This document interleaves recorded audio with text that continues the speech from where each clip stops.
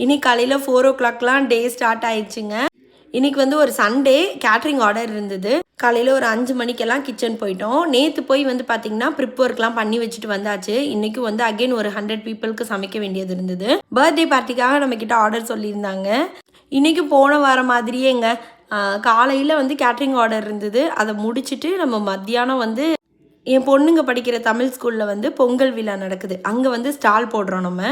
So 2மே same டேயில் இருந்ததுனால கொஞ்சம் ஏர்லியாகவே ஸ்டார்ட் பண்ணி எல்லாத்தையும் முடிச்சுட்டு நம்ம போய் ஃபுட்டும் கொடுத்துட்டு வரதுக்கு சரியாக இருக்கும்னு சொல்லிட்டு ஆரம்பிச்சிட்டோம். வேலை கடன்னு நாங்கள் நினச்ச மாதிரியே எல்லாமே நடந்ததுங்க.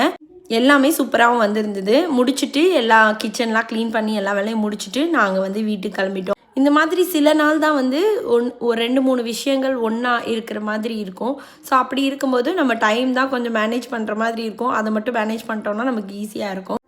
அப்படி வீட்டுக்கு போயிட்டு குழந்தைங்களையும் ரெடி பண்ணிவிட்டு நானும் ரெடி ஆகிட்டு தேவையான திங்ஸ்லாம் எடுத்துக்கிட்டு அப்படியே போய் நாங்கள் அங்கே போய் ஸ்டால் போட்டோம்.